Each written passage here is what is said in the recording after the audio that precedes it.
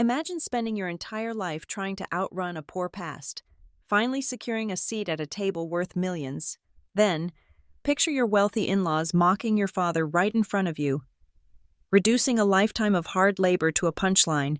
But the moment his shirt shifted, revealing the Medal of Valor against his chest, their laughter died. They realized the man they were ridiculing was the hero who had ruined their dirty empire years ago. My name is Gabrielle Morgan. I am nearly 30 years old, and right now, I am standing in a dressing room that is larger than the entire living room I grew up in. The air here smells of fresh lilies and expensive perfume, a sharp contrast to the metallic tang of rust and bleach that used to cling to my clothes when I was a child. I am staring at my reflection in a mirror framed by gold leaf, but my eyes keep drifting down to the heavy cardstock invitation resting on the velvet vanity stool. The calligraphy is elegant, sweeping, and intimidating. The Carringtons invite you to celebrate the engagement of Liam Carrington and Gabrielle Morgan.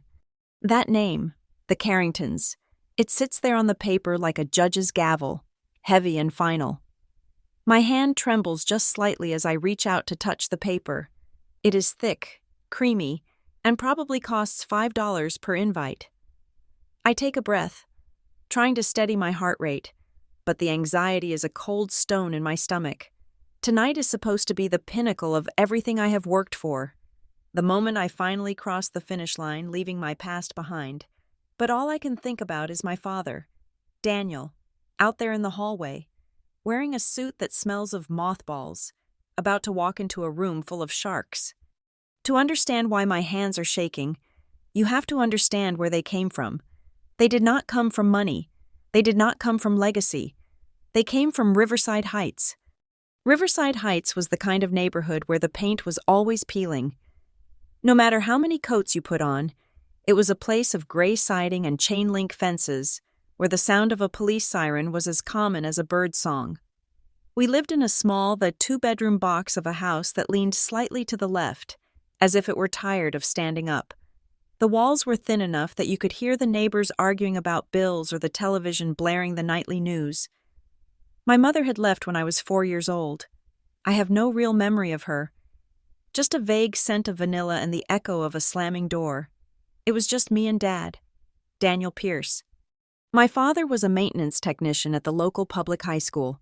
That was the official title on his laminated badge. But to the kids in the hallways, and to the teachers who never looked him in the eye, he was just the janitor. He was the invisible man who plunged the toilets when they overflowed, who scraped chewing gum off the bottom of desks, who mopped up the mud tracked in on rainy days. He was a quiet man, built like an old oak tree that had weathered too many storms, sturdy, but scarred. His hands were his story. They were wide and calloused, the skin permanently rough like sandpaper, stained with grease and oil that no amount of industrial soap could ever fully wash away. He always wore the same uniform, dark blue work pants and a gray button-down shirt.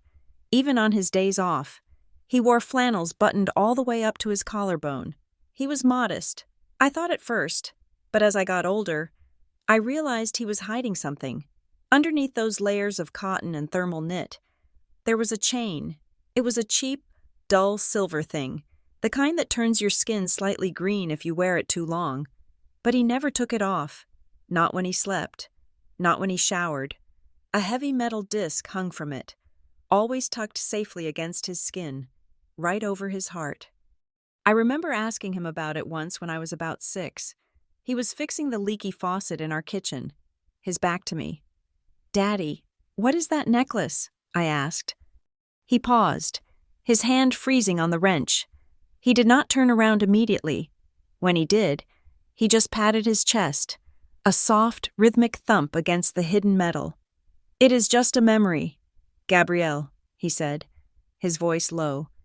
"You will understand one day, but not today." That was the refrain of my childhood. You will understand one day. Our life was a constant arithmetic problem that never quite solved itself.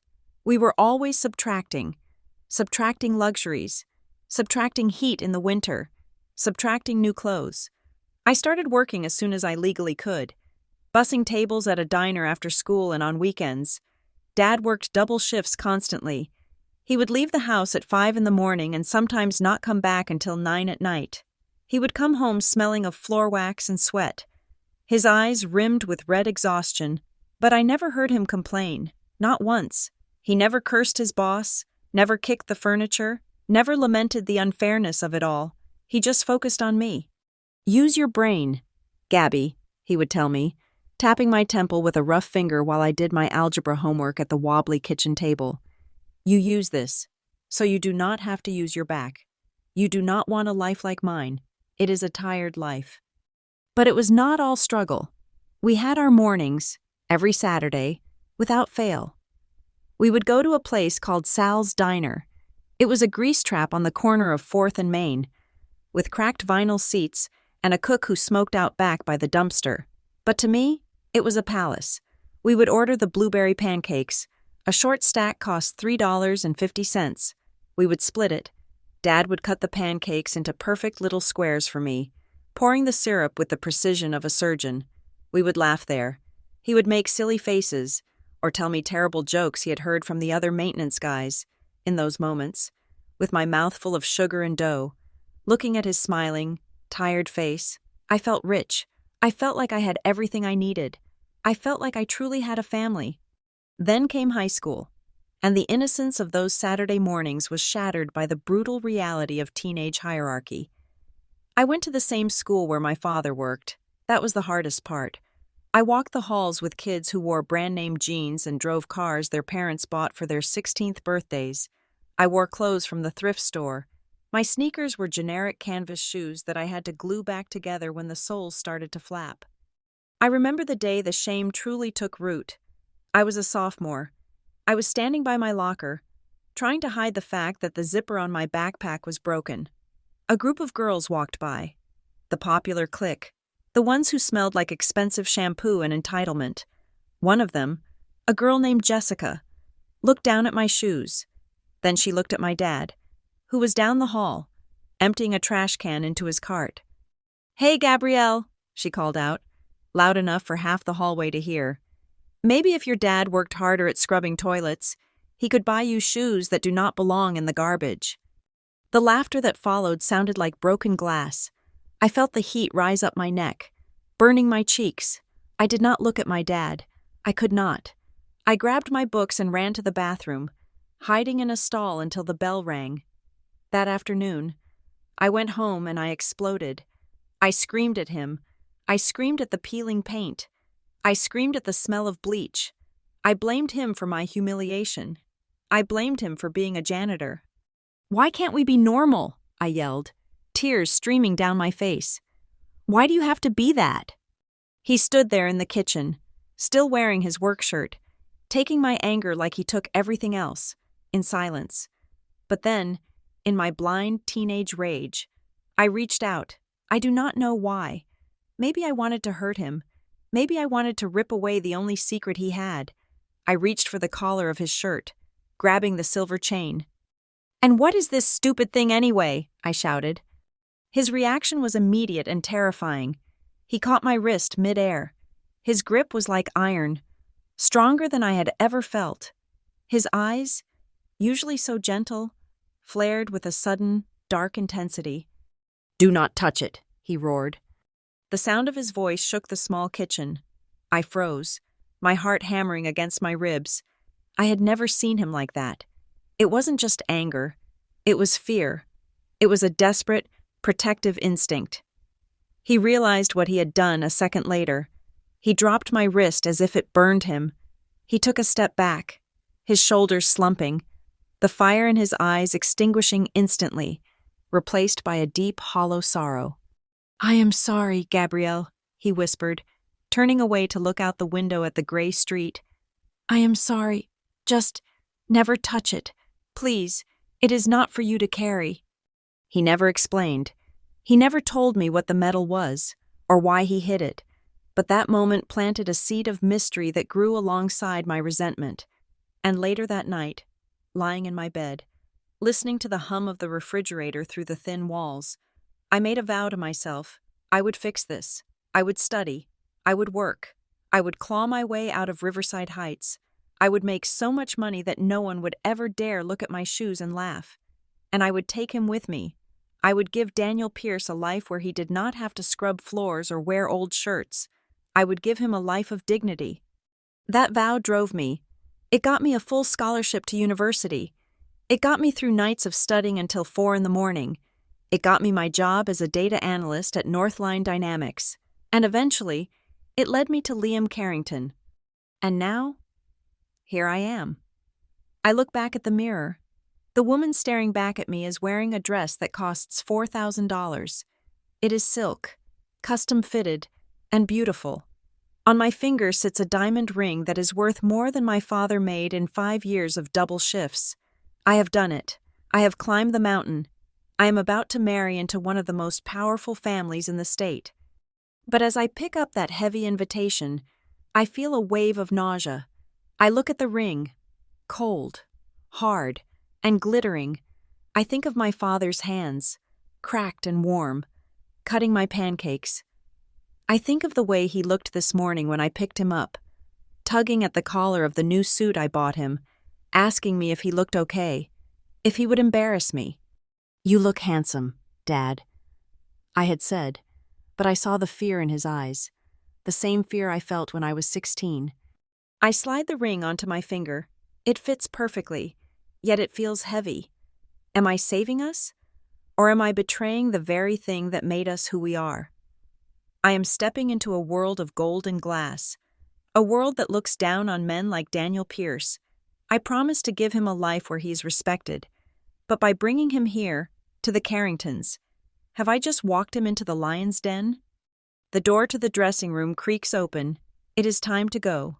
I smooth down the silk of my dress, take a deep breath, and put on the mask of Gabrielle Morgan, the future Mrs. Carrington. But under the silk, my heart is beating the rhythm of Riverside Heights, and I can't shake the feeling that something is about to break. It was 2 years ago in Briarview that the tectonic plates of my life began to shift. I was attending a regional real estate and urban planning seminar representing Northline Dynamics. I sat in the back row, surrounded by spreadsheets and predictive models on my laptop, feeling like exactly what I was, a data analyst in a room full of sharks. Then Liam Carrington walked onto the stage. He did not walk so much as glide.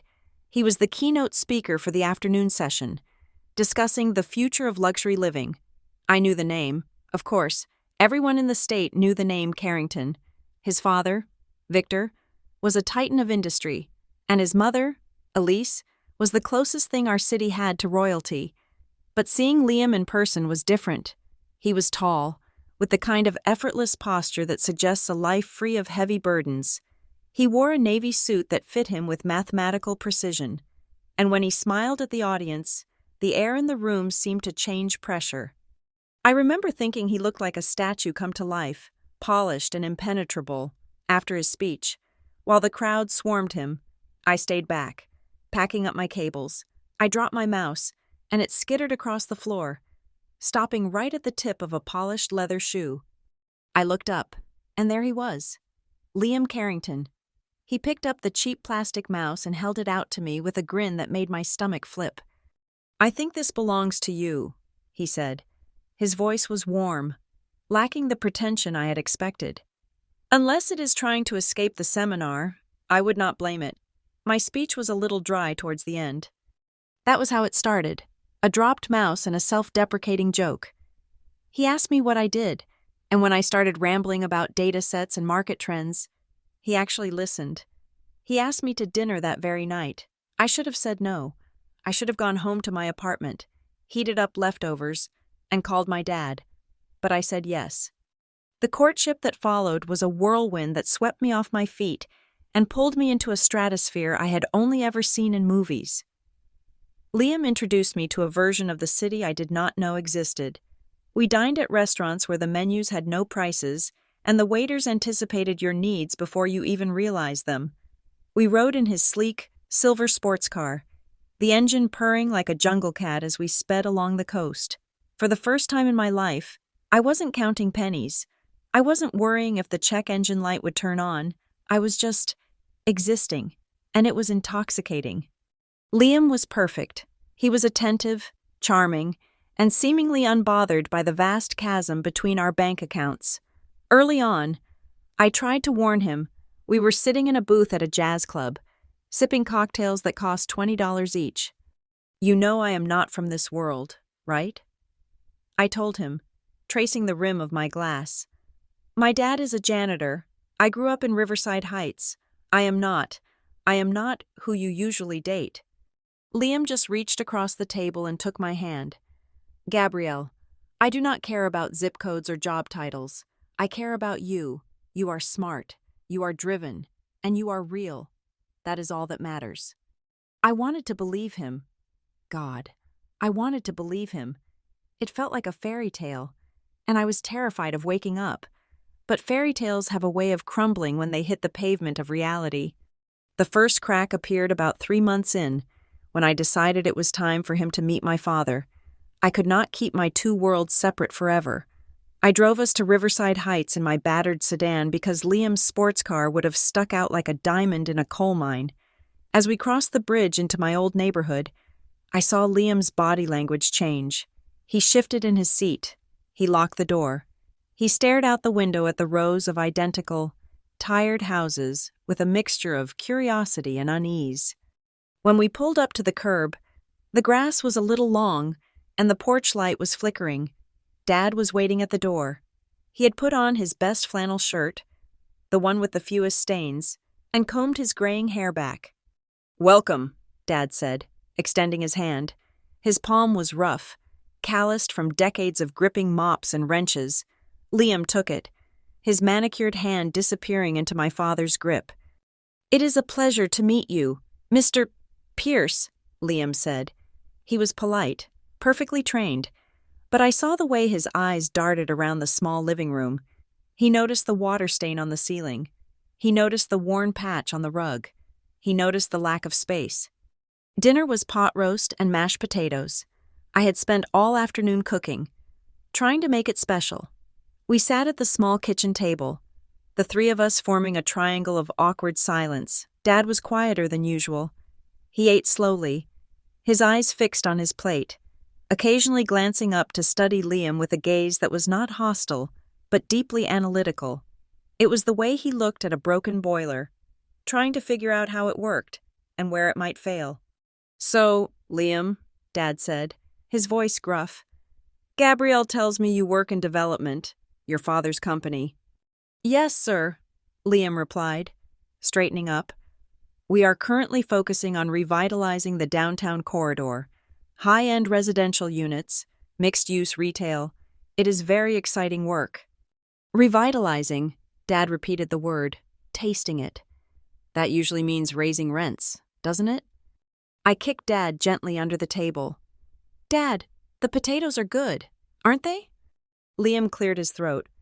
"Well, progress is complicated, Mr. Pierce, but we try to bring value to the community." The tension was thick enough to cut with a knife, but we were managing, we were surviving. And then, the phone rang. It wasn't the landline, it was Liam's phone on the table. He glanced at the screen. "It is my mother," he said, looking apologetic. "She is in Paris. She worries if I do not answer." "Go ahead," I said, forcing a smile. Liam swiped the screen to answer, and Elise Carrington's face filled the frame. She was perfectly lit, sitting on a balcony with the Eiffel Tower in the background. "Liam, darling," her voice trilled, tinny through the speaker. "I just wanted to show you the view. Where are you?" Liam hesitated for a fraction of a second. "I am at dinner, Mother, with Gabrielle, and her father." "Oh," Elise's eyebrows shot up. "Let me say hello." Liam turned the phone around. I waved awkwardly. Dad just nodded. The camera panned across our kitchen. It caught the yellowing wallpaper. It caught the chipped Formica counter. It caught the bottle of generic ketchup sitting on the table. "Oh my," Elise said. Her tone dropped an octave, into that register that sounds like pity but feels like judgment. "It is so rustic. Is that wood paneling? How quaint. It reminds me of that little cabin your father's groundskeeper lives in." The silence that followed was absolute. My face burned. I looked at Dad. He had stopped chewing. His jaw was set hard, his knuckles white as he gripped his fork. He did not look at the phone. He looked at me. And in his eyes, I saw a flash of humiliation that hurt more than any slap. "Mother, we are eating," Liam said, quickly pulling the phone back. "I will call you later." He hung up without saying goodbye. "Sorry about that," Liam muttered, pocketing the phone. She does not have a filter sometimes." "It is fine," I lied. My voice sounded hollow. Dad stood up abruptly. "I am going to get the pie." After that night, things changed. It wasn't overt. Liam didn't break up with me. In fact, he became even more attentive. But he stopped coming to Riverside Heights. Whenever I suggested visiting Dad, there was always an excuse: a late meeting, a charity gala, a headache.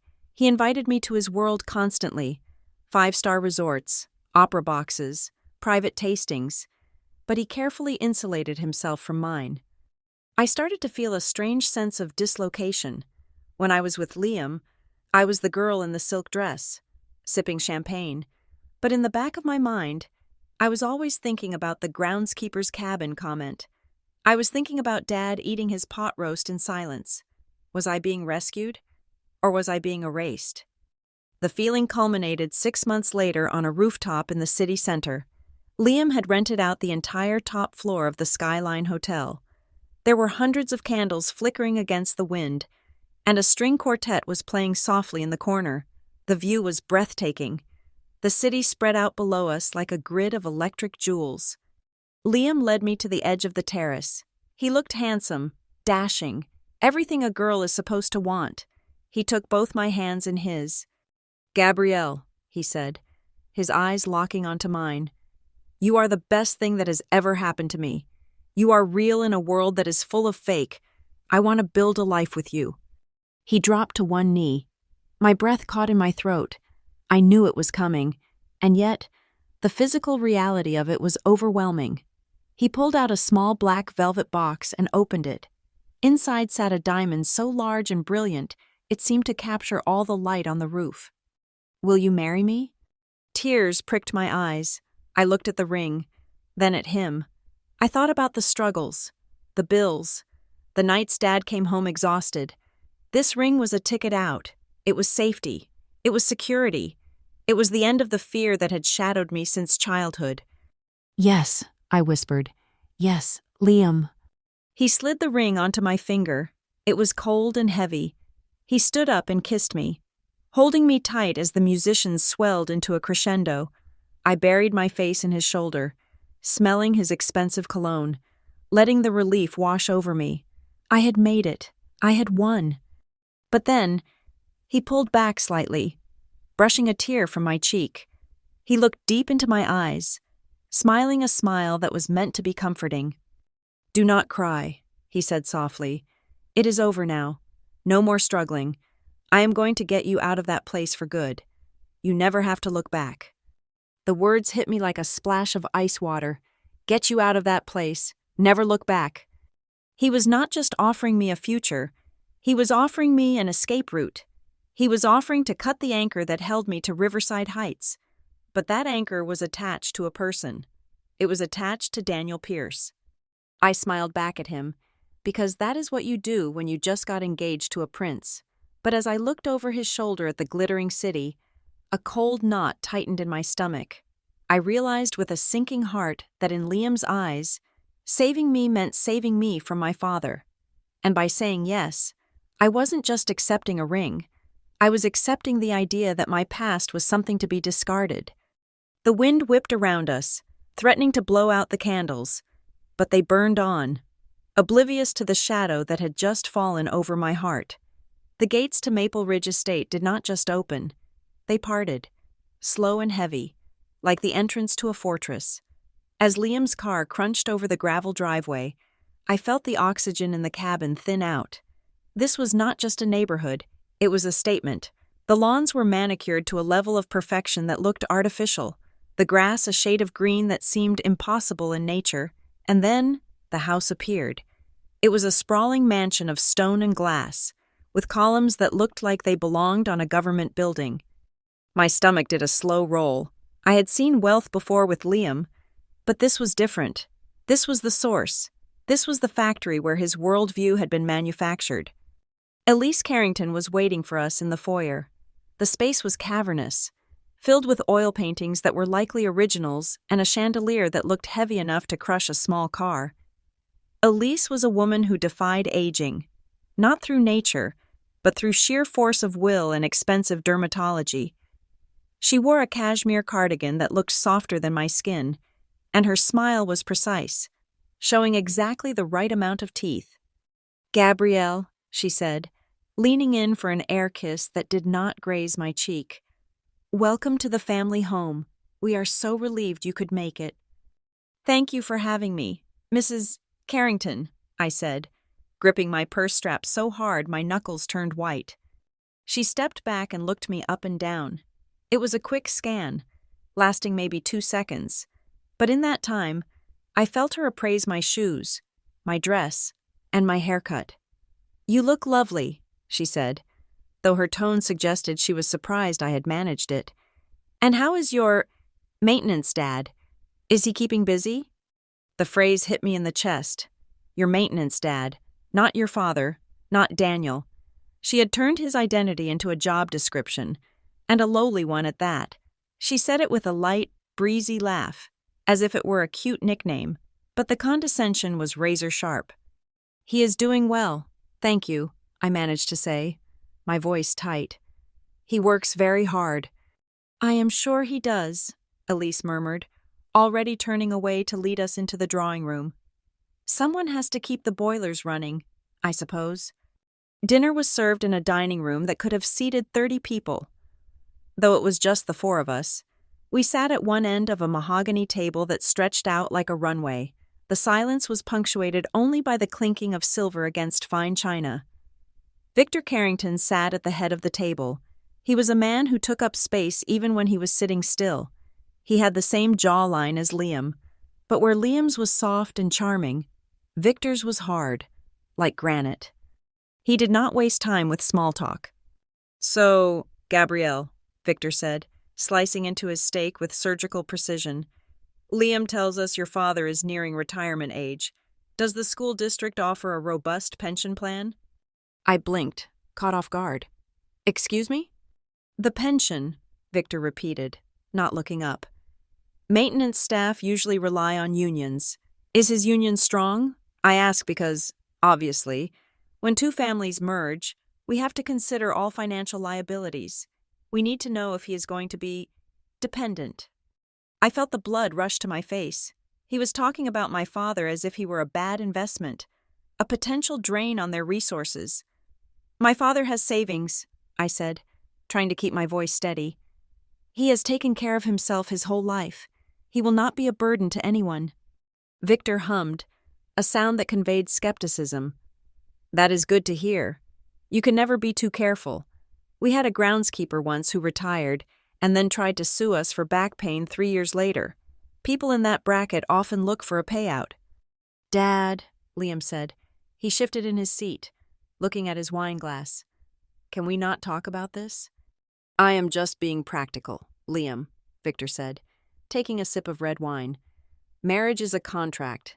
You have to read the fine print." I looked at Liam, waiting for him to say more, waiting for him to say, "Mr. Pierce is a good man. Dad, show some respect." But Liam just offered a weak smile and cut a piece of broccoli. "The steak is excellent, Mother," he said. My heart sank. He wasn't malicious, but he was passive. He had spent his whole life avoiding conflict with these 2 towering figures, and he wasn't going to start fighting them now, not even for me. Elise chimed in then, dabbing her mouth with a linen napkin. "Victor, stop interrogating the poor girl, although, I must admit, it will be an interesting mix at the engagement party." She let out a small, tinkling laugh. "I was telling my friend Breathless Beatrice yesterday that our new daughter-in-law is a data analyst, which sounds very smart, but when she asked about your parents, Gabrielle, well, I had to be creative." "Creative?" I asked, a lump forming in my throat. Well, we cannot exactly tell the governor, who is on the guest list, by the way, that the father of the bride spends his days plunging toilets, Elise said, her eyes dancing with amusement. We might just say he is in facilities management. It sounds more administrative, do you not think? We do not want people confusing him with the waitstaff. The room seemed to spin. I felt a hot, prickly shame crawling over my skin. I wanted to stand up, throw my napkin on the table, and walk out. I wanted to tell them that my father had more dignity in his little finger than they had in this entire mansion, but I didn't. I sat there, frozen, paralyzed by the fear of ruining the night, of losing Liam, of being the difficult girl from the wrong side of the tracks. "Mom, that is not funny," Liam said, but his voice lacked heat. It was the tone of a teenager annoyed by a parent's bad joke, not a man defending his future family. "Gabrielle's dad is a nice guy. I am sure he is a salt-of-the-earth type." Elise waved her hand dismissively. "I am just thinking about the optics. Darling, we want the party to be elegant, subtle. We do not want to draw too much attention to the disparities. It makes people uncomfortable." I forced myself to swallow a bite of potato that tasted like sawdust. I realized then that to them, I was not a person. I was a project. I was a rough stone that they were graciously agreeing to polish, provided I hid the dirt I came from. The conversation shifted as Victor grew bored with my family history. He started talking about business, his favorite subject. He began complaining about a new regulation that was costing his company money. "It is ridiculous," Victor grumbled, gesturing with his fork. "The safety inspectors are crawling all over the new downtown project. It costs us $50,000 a day just to wait for their approval. It is all because of that nonsense 20 years ago." "What nonsense?" Liam asked, seemingly grateful for the change of topic. "That fire," Victor said, shaking his head with disgust. "The one at the Harbor Crest Apartments in the city, a complete disaster. Not because of the fire itself. These things happen.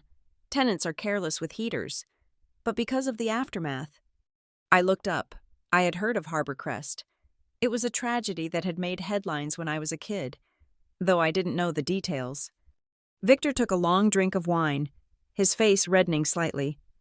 "We had the situation under control, but then you had these self-proclaimed heroes, firefighters who wanted to be on the 6 o'clock news. They went in there, dragged people out, and then started running their mouths to the press about safety violations and locked exits. They destroyed the reputation of a very good development firm. I knew the owners. Good men. Ruined because some guy in a uniform wanted a medal." My fork paused halfway to my mouth. Some guy in a uniform wanted a medal. The callousness of his words was breathtaking. He was talking about people saving lives as if it were a PR stunt. He was annoyed that heroes had exposed negligence because it hurt the bottom line. "Did people die?" I asked quietly. Victor shrugged. "A few. It was a tragedy, of course. But the lawsuit? That was the real crime. It set a precedent that hurts businessmen like me to this day. You cannot build anything now without 3 different inspectors signing off on the sprinkler system. It is bureaucratic tyranny." The rest of the dinner passed in a blur. I nodded when I was supposed to nod. I smiled when Elise made another backhanded compliment about my thrifty dress sense. But my mind was stuck on Victor's words. Self-proclaimed heroes. Later that night, after Liam dropped me off at my apartment, he didn't stay. He said he had an early meeting, but I think he just wanted to avoid the awkwardness hanging between us. I called my dad. I needed to hear his voice. I needed to wash the taste of the Carrington dinner out of my mind. "Hey, Gabby," Dad answered on the second ring. His voice was rough with sleep. "Everything okay? How was the fancy dinner?" "It was a lot," I said, sitting on the edge of my bed, pulling my knees to my chest. "They are very intense people. Dad." "They treat you right?" he asked, his tone sharpening instantly. "Yeah, they were fine," I lied. I couldn't tell him about the toilet comments. It would break him. "Just talking about business mostly. Victor, Mr. Carrington, was complaining about work." "Sounds like a rich man's hobby," Dad chuckled softly. "Yeah," I said. He was ranting about some old fire. He said safety regulations are too strict now because of what happened at Harbor Crest years ago. The line went dead silent. "Dad?" I asked after a few seconds. "Are you there?" The silence stretched out. It wasn't the silence of a dropped call. It was a heavy, breathing silence. He talked about Harbor Crest? Dad's voice sounded different. Strain, thinner, like the air had been punched out of him. "Yeah," I said, frowning. He knew the developers. He was mad that the firefighters testified against them, called them self-proclaimed heroes who just wanted attention. Can you believe that? I waited for Dad to agree, to make a comment about greedy landlords, but he didn't. "Dad? I am tired, Gabrielle," he said abruptly. His voice was devoid of its usual warmth. It sounded cold, distant. "I need to go to sleep. We can talk later." "Wait, is everything—" "Good night," he said, and the line clicked off. I lowered the phone, staring at the screen in confusion. My father never hung up on me. Never. He always waited for me to say goodbye first. I lay back on my pillows, the silence of my apartment pressing in on me. I replayed the dinner in my head. Elise's cold smile, Liam's averted eyes, Victor's anger about the fire, and then my father's sudden, terrified shutdown. A cold feeling began to spread through my veins, colder than the air conditioning in the Carrington mansion. It wasn't just that my father was a maintenance worker and they were billionaires. It wasn't just class snobbery. There was something else. Why did Daniel Pierce, a man who never got angry, a man who endured every hardship with stoicism, freeze at the mention of a fire that happened 20 years ago? And why did Victor Carrington speak about that specific event with such personal, venomous hatred? I turned off the lamp, but the darkness brought no comfort. I thought of the silver chain my father always wore. "You will understand one day," he had said. Lying there in the dark, I had the sinking realization that one day was coming a lot sooner than I had planned, and I was terrified that when the truth came out, it wouldn't just ruin a dinner party, it would burn everything to the ground. 3 days after that unsettling dinner at the Carrington estate, my father came to my apartment. It was late, past 8 in the evening, and the rain was hammering against the windows, blurring the city lights into streaks of neon. When I opened the door, he looked smaller than I remembered. He was wearing his old beige windbreaker, soaked through at the shoulders, and he was wringing a wet cap in his hands. "Dad," I said, ushering him inside. "What are you doing here? You could have called." He walked in but did not sit down. He stood in the middle of my living room, looking at the modern furniture, the abstract art on the walls, the life I had built that was so different from ours. "I needed to see you, Gabby," he said. His voice was low, lacking its usual steadiness. "I have been thinking about this party, the engagement party." I felt a knot tighten in my stomach. "What about it?" "I do not think I should go," he said. He looked down at his work boots, leaving faint, muddy prints on my rug. "I do not fit in there, Gabby. You saw how it was. I am going to embarrass you. Those people, the Carringtons, they are not my crowd, and I am definitely not theirs." "Dad, stop," I said, stepping forward and taking his rough hands in mine. "You are my father. You are the most important person there. I do not care what Elise thinks. I do not care what Victor thinks. I want you there." He looked up at me, and his eyes were swimming with a mixture of love and a deep, ancient fear I could not place. "I just want you to be happy, baby girl. I do not want to be the stain on your perfect night." "You are not a stain," I said fiercely.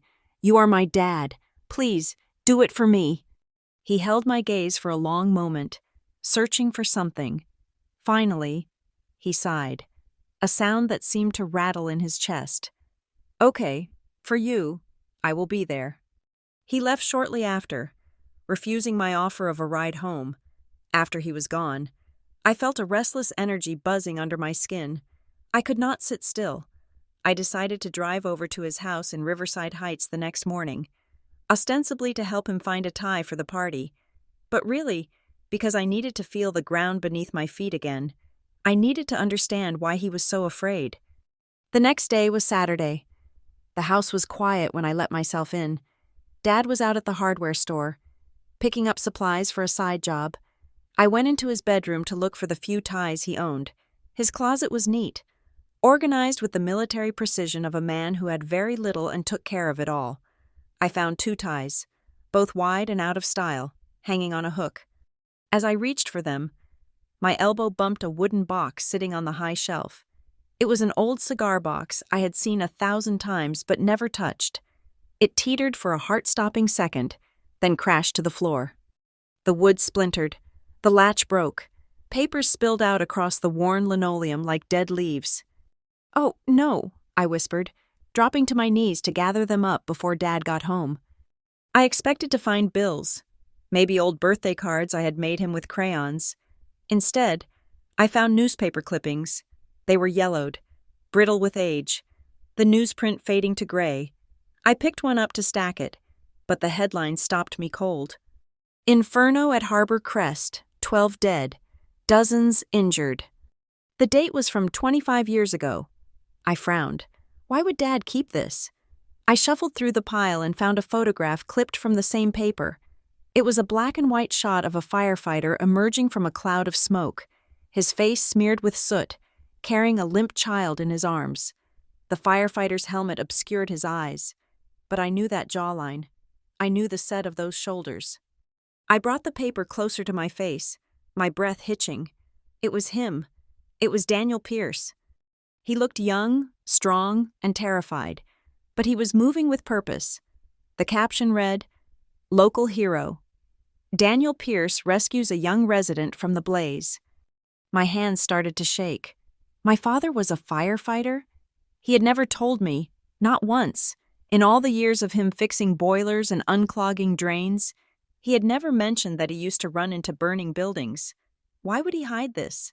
Being a firefighter was honorable. It was something to be proud of. I reached for another clipping. This one was an article about the investigation following the fire. Safety violations cited in Harbor Crest tragedy. Builder denies negligence. I scanned the text, my analyst brain kicking into high gear. The article detailed how the fire exits had been chained shut to prevent vandalism and how the sprinkler system had been non-functional for months. And then I saw the name. The property is owned and managed by Carrington Urban Developments, a subsidiary of the Carrington Group. The room suddenly felt very small. Carrington, Victor's company. I scrambled to find more. My fingers flew through the papers. Tearing a corner in my haste, I found a letter, typed on official stationery from the Firefighters Association. "Dear Daniel, thank you for your courage, not just in the line of duty, but on the witness stand. Your testimony regarding the locked exits was crucial. We know the pressure you are under, and we stand with you." There was a certificate, too. It was heavy, with a gold seal. Medal of Valor. It said, "Awarded to Daniel Pierce for acts of conspicuous gallantry." I sat back on my heels, the room spinning, the chain, the silver chain he wore under his shirt every single day, the one he screamed at me for touching. It wasn't a piece of junk. It was this. It was his Medal of Valor. The pieces of the puzzle slammed together with the force of a physical blow. Victor's rant at dinner about self-proclaimed heroes who ruined the reputation of good businessmen. He wasn't talking about a generic group of people. He was talking about my father. My father was the whistleblower.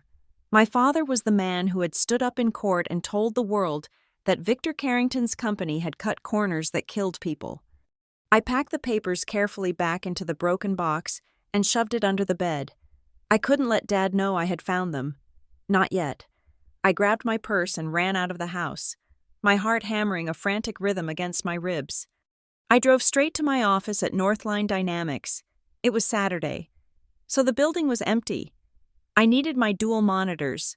I needed high-speed internet. I needed to know everything. For the next 5 hours, I did not move from my desk. I dug into the digital archives of the city court records. I pulled up the old case files. The People versus Carrington Urban Developments. It was a bloodbath. I read the transcripts. I saw the list of lawyers Victor had hired, a literal army of the most expensive legal sharks in the state. They had torn into the witnesses. They had dragged my father's name through the mud, accusing him of incompetence, of panicking, of misremembering the state of the doors. But Dad had held firm. I read his deposition. It was simple, direct, and devastating. The doors were chained. Sir, I had to use the jaws of life to cut them open while people were screaming on the other side. There was no water in the standpipes. Because of his testimony, the Carringtons had settled.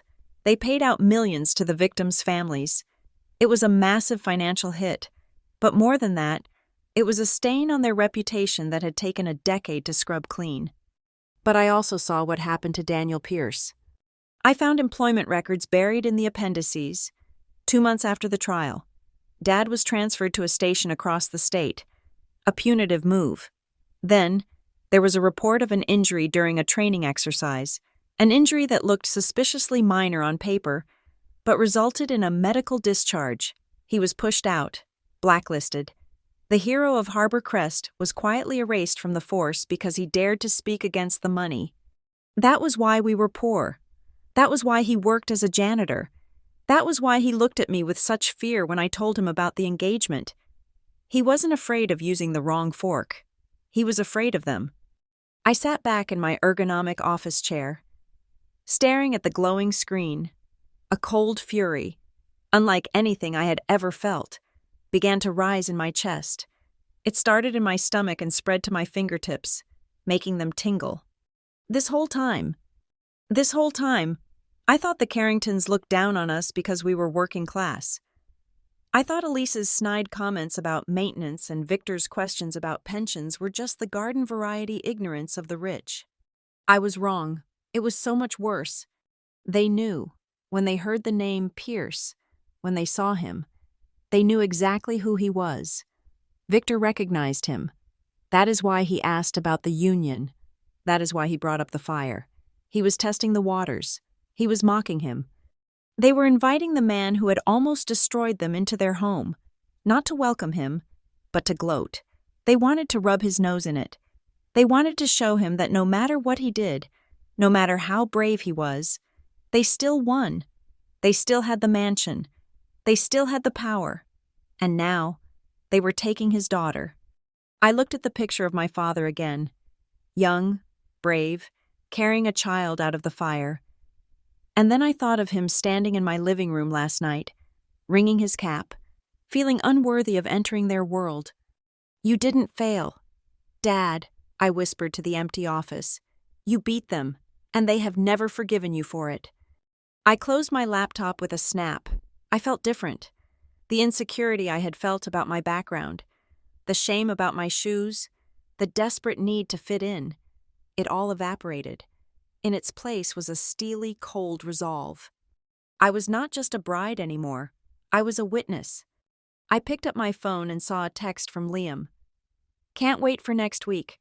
My parents are really going all out for the party. Love you.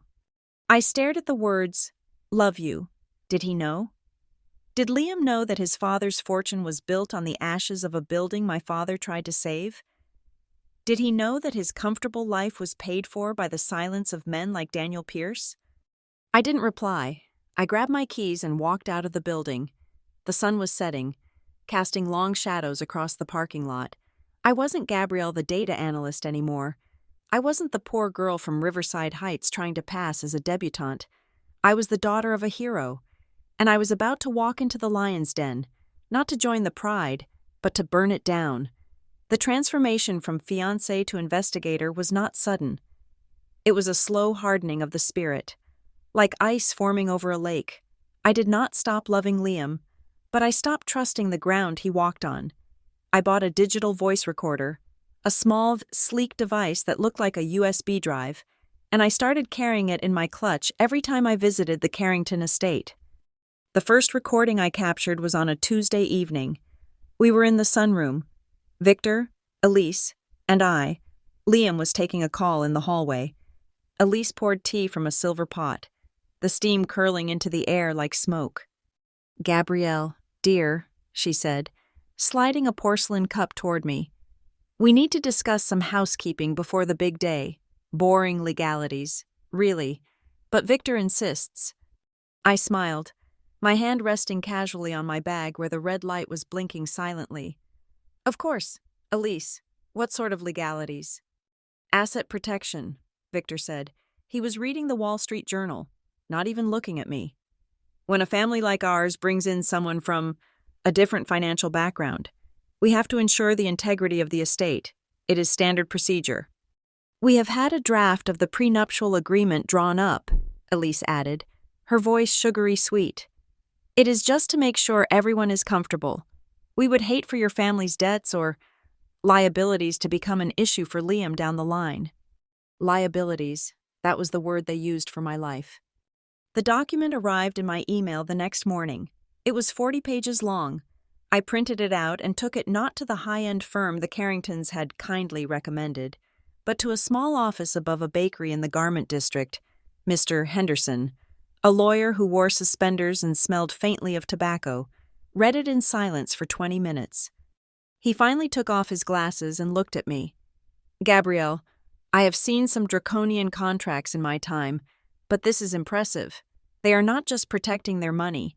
They are ensuring you leave with nothing if you breathe wrong." He flipped to page 12. "Look at this. The lifestyle clause. It states that any behavior deemed detrimental to the Carrington brand is grounds for divorce with zero alimony. And here, the origin clause. It essentially waives your right to claim any marital assets if your family members, specifically parents, cause public embarrassment or legal entanglement for the Carrington Group." My blood ran cold. They were specifically targeting Dad. They were setting a trap so that if Daniel Pierce ever tried to speak up again, I would be the one to pay the price. "It is a leash, Gabrielle," Mr. Henderson said, tapping the paper. "Do not sign this." "I am not going to sign it," I said, taking the papers back. "I am going to use it." I needed more than just a bad contract, though I needed the smoking gun that connected Victor's hatred of my father to the fire at Harbor Crest. I needed a witness who wasn't afraid. I spent 3 nights scouring online forums for survivors of the Harbor Crest fire. Most people had moved away, wanting to forget, but I found one name that appeared in a support group thread from 5 years ago: Monica Reyes. She lived in a suburb about 40 minutes south of the city. I drove there on a Saturday morning. Monica lived in a modest bungalow with a wheelchair ramp leading to the front door. When she answered my knock, she looked tired but kind. She was in her early 50s, but she moved with a slight limp. "I am sorry to bother you," I said. "My name is Gabrielle. I am the daughter of Daniel Pierce." Her eyes widened immediately. "Daniel? The firefighter?" "Yes," I said. She ushered me in as if I were royalty. "Oh my God. Come in. Come in. Your father. Your father is the only reason I am breathing air today." We sat in her living room, which was filled with pictures of grandchildren.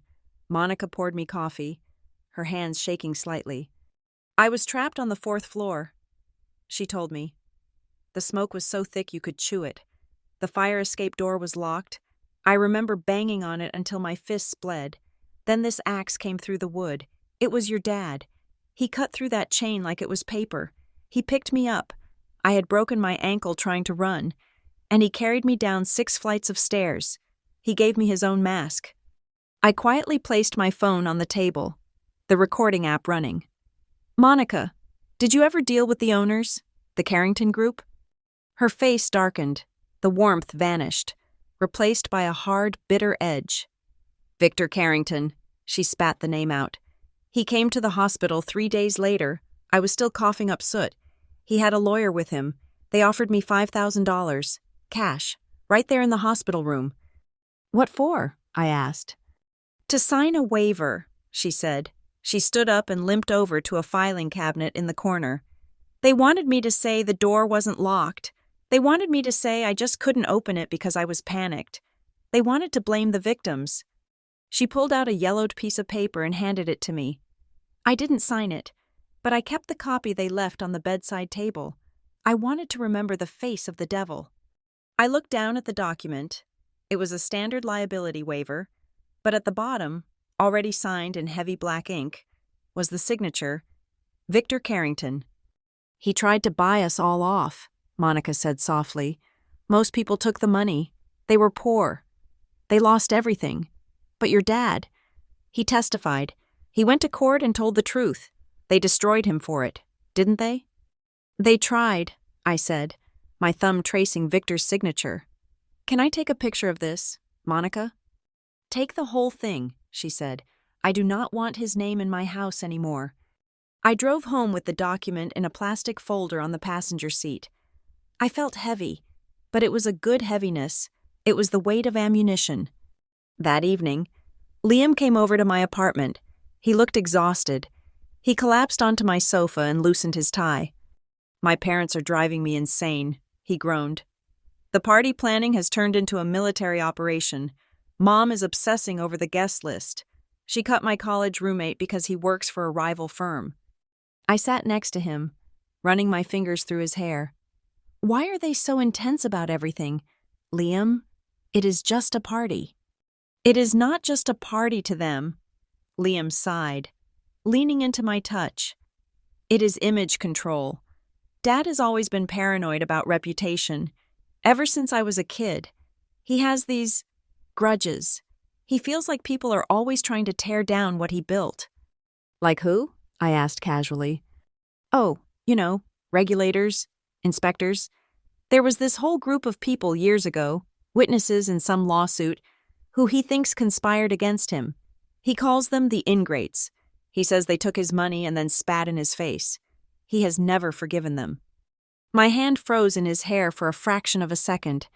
Ingrates. That is what he called the people whose lives he endangered.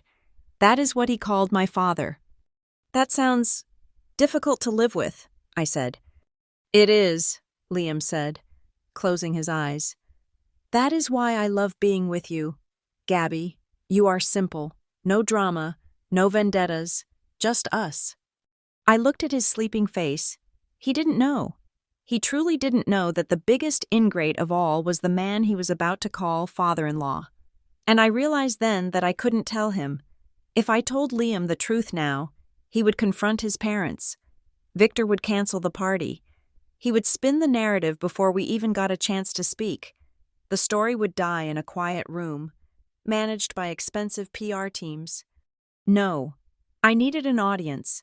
I needed the one thing Victor Carrington loved most, his public image, to be the weapon that took him down. And that meant I couldn't tell Dad either. This realization made me sick to my stomach. I knew my father. If Daniel knew that we were walking into the home of the man who ruined his career, the man who tried to bribe Monica Reyes, he would never set foot in that house. He would retreat. He would protect me by walking away, just like he had done his whole life. I needed him there.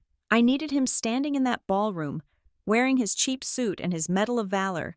I needed him to be the visual proof of their cruelty. "I am sorry, Dad," I whispered to the empty air after Liam had left.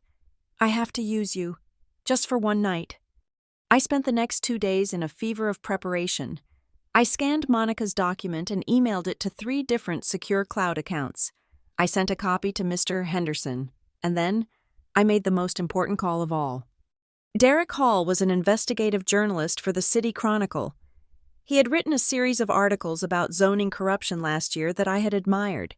I found his encrypted email address and sent him a short message. "I have new evidence regarding the Harbor Crest fire and Carrington urban developments. It involves a cover-up, a payoff, and the Medal of Valor winner who was silenced.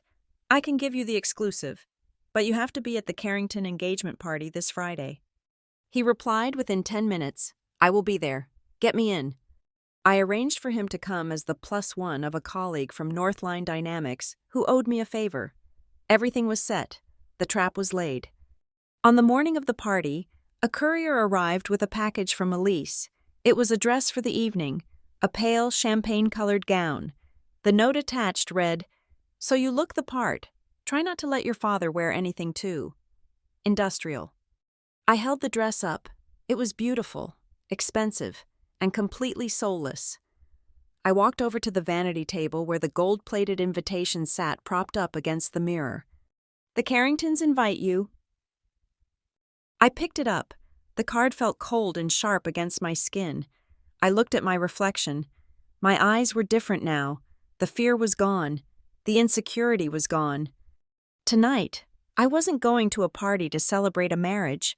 I was going to a trial, and for the first time in 20 years, the defense was going to rest, and the prosecution was going to speak. I put the invitation down and picked up my phone to text Dad. "I love you. Dad, I cannot wait to see you tonight. Wear the medal, please, for me." I pressed send, knowing that I was leading him into the line of fire, but praying that by the end of the night, he would be the one holding the hose. The evening began not with the clink of champagne glasses, but with the quiet rustle of polyester in a dim bedroom in Riverside Heights. I sat on the edge of my father's bed, watching him wrestle with a tie that was at least 15 years old. It was a wide, navy blue strip of fabric that had seen better days, much like the suit he was wearing. The jacket was a little too tight across his broad shoulders, the fabric slightly shiny at the elbows from years of wear at church services and funerals. "I cannot get this knot right," Dad muttered, his fingers fumbling. His hands, usually so steady when welding a pipe or fixing a fuse, were shaking. "It has been too long. Gabby, I forgot how to do the half Windsor." "Let me," I said softly. I stood up and walked over to him. Up close, he smelled of Old Spice and peppermint soap, the scent of my childhood. As I reached for the tie, I noticed his hand move to his neck. He was unbuttoning the top of his shirt, reaching for the silver chain. "I should take this off," he said, his voice thick with nerves. "It is going to show through the shirt. It looks messy, not classy like those people." He started to pull the chain over his head, the heavy disc swinging free. My heart hammered against my ribs. That metal was the key. It was the bomb waiting to detonate, and he wanted to hide it to be polite. "No," I said, my hand shooting out to stop him. I rested my palm over his, pressing the cool metal back against his chest. "Keep it on, Dad." He looked at me, confused. "But Gabby, it is just an old thing. It does not go with the suit." "It belongs to you," I said, staring into his eyes with an intensity that made him blink. "It is who you are. Never take it off for them. Never." He hesitated, then slowly buttoned his shirt back up, hiding the metal once more. "Okay, honey, if you say so." The drive to the Glass House Pavilion was excruciating. The silence in the car was filled with the hum of the tires on the asphalt and the unspoken anxiety radiating off my father. He sat in the passenger seat of my sedan, knees pressed together, staring out at the passing city lights. "Do you think—" he started, then cleared his throat. "Do you think I will embarrass you tonight? I mean, I know how to use a fork and knife, but I do not know which one is for the salad and which one is for the fish. I looked it up online, but I keep forgetting." I reached over and squeezed his rough hand. "You could eat with your hands and you would still have more class than anyone in that room. Dad." I smiled at him, but inside, I felt like I was swallowing glass. I was reassuring him, comforting him, all while driving him toward a massacre. But I had to remind myself, the massacre had already happened 20 years ago. Tonight was just the autopsy. The Glass House Pavilion was a structure made entirely of glass and steel, perched on a hill overlooking the city skyline. As we pulled up to the valet stand, the building glowed from within like a giant, expensive lantern. Inside, I could see the silhouette of a jazz band playing in the corner, and waiters moving like ants in white tuxedos. It was beautiful, breathtaking, and utterly cold. We walked in, and the noise hit us, a low roar of conversation, laughter, and clinking crystal. The air smelled of expensive lilies and truffle oil. Elise Carrington was holding court near the entrance. She looked magnificent and terrifying in a silver gown that shimmered like mercury. She was laughing at something a senator was saying, her head thrown back, her neck long and exposed. When she saw us, her smile didn't falter, but her eyes did a quick, critical sweep of my father. Gabrielle, she cried, extending a hand but not stepping forward. And Mr. Pierce, you made it. Thank you for inviting me, Mrs. Carrington, Dad said, dipping his head respectfully. He held his hands clasped in front of him, as if he didn't know what else to do with them. Oh, please, call me Elise, she said, though her tone suggested he absolutely should not. She turned to the group she was with. Everyone, this is Gabrielle, Liam's fiancé, and her father, Daniel. Liam comes from a family that built the foundations of this city, and Daniel, well, Daniel keeps the foundations from leaking, don't you? The group chuckled politely. It was a joke, of course, just a light-hearted quip, but I saw Dad's shoulders hunch slightly, his smile freezing in place. Go get a drink, Daniel. Elise waved a hand toward the bar. The scotch is older than your car, I imagine. Do enjoy it. I felt a surge of rage so hot it almost blinded me, but I forced myself to breathe. Wait, I told myself, just wait. I guided Dad toward the bar, but before we could get there, Liam appeared. He looked like a movie star in his tuxedo, his hair perfectly coiffed. He kissed me on the cheek, lingering for a moment for the photographer who was snapping pictures near the buffet. You look stunning, Gabby, he said, smoothing a stray hair from my face. Then he nodded at Dad. Mr. Pierce, glad you could come. The bar is open. Help yourself. He didn't ask how Dad was. He didn't introduce him to anyone. He just pointed him toward the alcohol like he was directing a lost tourist. I need to go say hi to the investors, Liam said to me, squeezing my waist. Stay here. Look beautiful. I will be back. He drifted away, leaving us standing on the edge of the dance floor. Dad looked around, his eyes wide, taking in the vaulted glass ceiling and the glittering chandeliers. It is very fancy, he whispered. It is just glass, Dad, I said. It breaks just like anything else. I saw a waiter walking by with a tray of appetizers. Dad stepped back to let him pass. But in the crowded room, a woman in a red dress bumped into him. She turned around, holding an empty wine glass. Without looking at his face, she thrust the glass toward him. Refill, please, Chardonnay, she said, not even pausing her conversation with the man next to her. Dad stood there, frozen, the empty glass hovering in front of his chest. He wasn't wearing a uniform. He was wearing a suit, but to her, he was invisible. He was just a body that existed to serve. Dad stammered, his face turning a deep, painful shade of crimson. I am not. I snatched the glass from the woman's hand before he could finish. I slammed it down onto a passing waiter's tray with a force that made the crystal ring. The woman turned to look at me, startled. He is the father of the bride, I hissed, my voice low and venomous. Get your own drink. She blinked, muttered a flustered apology, and scurried away. I turned to Dad. He looked like he wanted the floor to open up and swallow him whole. I should go wait outside, he mumbled. I am in the way. Gabby. No, I said, gripping his arm. You stay right here. I needed to change the energy. I scanned the room and saw a familiar face near the shrimp tower. It was Sarah and Mike, two of my colleagues from the data analytics team at Northline. They were huddled together, looking slightly overwhelmed by the opulence. Come on, I said, pulling Dad toward them. Sarah, Mike, I called out. I want you to meet my dad, Daniel. Sarah's face lit up. She was a kind girl from a small town in Ohio. Oh, Mr. Pierce, it is so nice to meet you. Gabrielle talks about you all the time. She said you fixed her radiator over the phone last winter? Dad blinked, surprised by the warmth. Oh, well, yes, it was just a stuck valve, nothing fancy. That is amazing, Mike said, shaking Dad's hand vigorously. I cannot even change a light bulb without Googling it. You must be a wizard. For the first time all night, Dad smiled, a real smile. He started talking to them about valves and pressure gauges, and for a moment, he wasn't the maintenance dad or the mistaken waiter. He was just a man who knew how things worked. I stepped back, watching him. This was the difference. Real people respected skill. Real people respected labor. The Carringtons and their friends only respected the checkbook. From the corner of my eye, I saw a flash of movement near the heavy velvet curtains at the back of the room.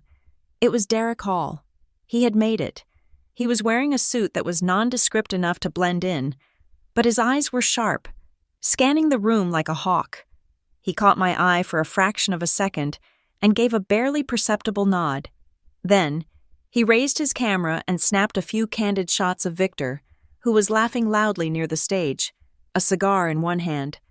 The tension in the room was beginning to shift. I could feel it. The jazz band had stopped playing a lively swing number and switched to something slower, more melancholy. The lights dimmed slightly. I looked for Liam. He was standing with his parents now, near the small stage that had been set up at the front of the room. Elise was whispering something in his ear, gesturing toward the crowd. Victor looked smug, rocking back on his heels, surveying the room as if he owned everyone in it. A waiter walked onto the stage and adjusted the microphone stand. The feedback whine pierced the air for a second, silencing the chatter. Elise stepped up to the mic. She tapped a silver spoon against her champagne flute. Ting, ting, ting. The sound was delicate, but it cut through the room like a command. If I could have everyone's attention for just a moment, Elise's voice boomed through the speakers, smooth and practiced. We are so delighted to share this special evening with all of you. I looked at Dad. He was still talking to Sarah, but he stopped when he heard the voice. He turned toward the stage, his hands clasping together in front of him again, respectful and attentive. He had no idea. He had no idea that he was the punchline of the joke she was about to tell. I took a deep breath, my hand instinctively moving to my clutch where the voice recorder was spinning. My heart was pounding so hard I could hear it in my ears. The air in the glasshouse pavilion felt suddenly thin, charged with electricity. We have a few words we would like to say about the happy couple, Elise continued, her eyes finding me in the crowd. She smiled, but it wasn't a smile of affection. It was the smile of a predator who has cornered its prey. And of course, about the unique coming together of our two very different families. This was it. The build-up was over. The execution was about to begin. And as Elise drew breath for her next sentence, I looked at my father's chest, knowing that under that cheap, ill-fitting shirt, the metal of his past was warm against his skin, waiting for its moment to shine. The microphone in Elise Carrington's hand looked less like a piece of audio equipment and more like a scepter. She stood center stage, bathed in a spotlight that made her diamond necklace shatter the light into 1,000 aggressive rainbows. The room had fallen into a hushed, reverent silence, the kind usually reserved for church services or corporate mergers. "Thank you all for coming," Elise purred, her voice amplified to a silky smooth volume that filled every corner of the glasshouse pavilion.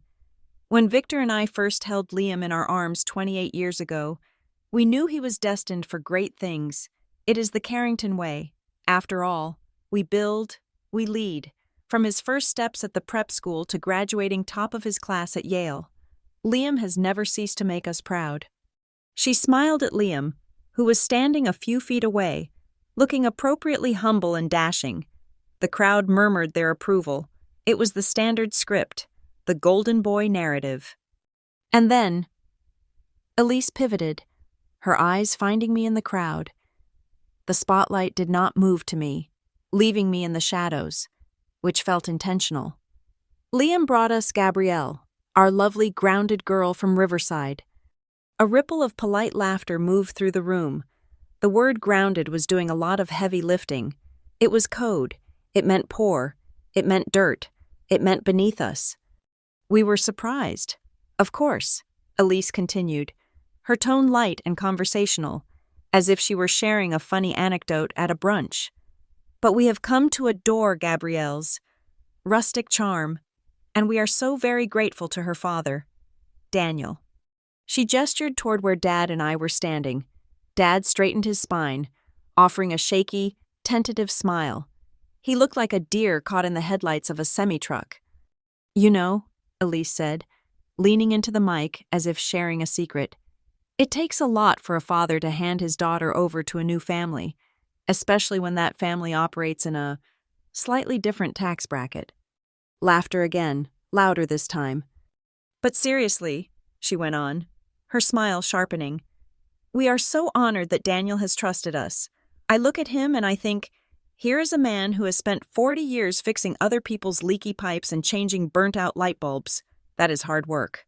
So, Daniel, tonight, please sit down. You have scrubbed enough floors.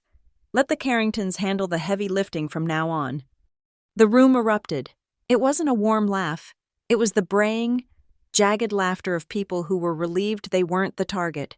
I felt the blood drain from my face. She hadn't just insulted him. She had reduced his entire existence to a caricature of servitude. I looked at Dad. His smile had frozen into a rictus of pain. He nodded, trying to be a good sport, trying to play the part of the humble, grateful peasant. Oh, come on, Mom, do not be too hard on him. The voice came from the side of the stage. It was Bryce, Liam's college roommate and best man. He grabbed a second microphone, clearly part of a planned roast segment that no one had warned me about. Bryce was already flushed with bourbon. His tie loosened. But seriously, Bryce boomed, pointing a finger at Dad. We are all thinking it. It is going to be great having a handyman in the family. Right, Liam? Finally, someone who can actually fix the pool pump at the summer house without charging us double on the invoice. The laughter grew raucous. Bryce was feeding off the energy. I mean, look at the bright side, Bryce chuckled. If this whole marriage thing does not work out, at least we know the janitor-in-law can clean up the mess. He is a pro at mopping up, right? Janitor-in-law. The words hung in the air like toxic smoke. I felt physically sick, as if someone had punched me in the solar plexus. I gripped the stem of my champagne flute so hard, I thought the glass would snap and slice my palm open. I whipped my head around to find Liam. He was standing right there, next to Bryce. He had to hear this. He had to stop this. Liam looked uncomfortable. He shifted his weight. He grimaced slightly. But then, as the crowd's laughter swelled, he let out a weak, awkward chuckle. He raised his hand in a half-hearted gesture, saying something like, "Okay, Bryce, that is enough." But he said it with a smile. He didn't grab the mic. He didn't cut the sound. He didn't walk off the stage. He stood there and let his friend call my father a glorified servant. In that moment, the man I loved died. He didn't die physically, but the version of him I had built in my head, the protector, the partner, dissolved into dust. He was just a Carrington. He was just a boy afraid of his mother and his friends. Beside me, Dad was disintegrating. He was trying to take a sip of his wine to hide his face, but his hand was trembling so violently that the glass knocked against his teeth. A splash of dark red Cabernet sloshed over the rim and landed squarely on the front of his beige shirt. It was a small stain, but under the bright lights, it looked like a gunshot wound. "Oops!" Elise cried out from the stage, pointing it out for everyone to see. "Oh dear, do not worry. Daniel, I am sure you have plenty of industrial stain remover at home. You are used to cleaning things up, aren't you?" The cruelty was so precise, so casual, it took my breath away. The room seemed to fracture. Most of the guests were laughing, caught up in the mob mentality of the rich mocking the poor. But I saw others, waiters freezing with trays in their hands, a few younger guests looking down at their shoes, the colleagues from Northline Dynamics staring in open-mouthed horror. And Derek Hall. I saw him near a pillar. He wasn't laughing. He was holding his phone high, steady as a rock. He was recording every second of it. The red rec light was a tiny, unblinking eye in the darkness. "But enough jokes," Elise said, her voice dripping with false benevolence. "We should hear from the man himself. Daniel, why do you not come up here? Say a few words. Tell us what it is like for a single dad who raised a daughter. Well, shall we say, with a mop in one hand and a dream in the other?" She gestured to the stage. It wasn't an invitation. It was a summons to the execution block. She wanted him up there, under the lights, stained and stuttering, to complete the picture of their superiority. "No," I whispered. "Dad, do not." But Dad pulled his arm away from mine. His face was burning red, sweat beading on his forehead. He looked at me, and I saw a lifetime of conditioned obedience in his eyes. He had spent 40 years doing what rich people told him to do. He didn't know how to say no. I have to, he whispered. For you, Gabby. He stepped away from me. He walked toward the small set of stairs leading to the stage. His gait was uneven, his legs heavy with shame. The crowd parted for him, not out of respect, but to get a better look at the spectacle. He reached the first step and stumbled. His foot caught on the edge of the carpet. He pitched forward, catching himself on the railing. But the sudden jerk caused his body to lurch. He let out a small gasp. And then it happened. The top button of his shirt, already strained by the old fabric and the heat, popped off. It pinged onto the wooden floor. The shirt fell open at the collar. The silver chain that had been hidden for 20 years swung free. It happened in slow motion. The heavy metal disc swung out from his chest, catching the light from the massive crystal chandelier above. It didn't look like jewelry. It didn't look like fashion. It looked like a piece of history. Dad regained his balance and stood up straight on the stage, unaware that his shirt was open, but the object was there, dangling right in the center of his chest. It was a circular medal, tarnished by time and scratched from wear, but the center was unmistakable, the raised relief of a firefighter carrying a child. And the text, etched in bold letters that seemed to burn under the stage lights.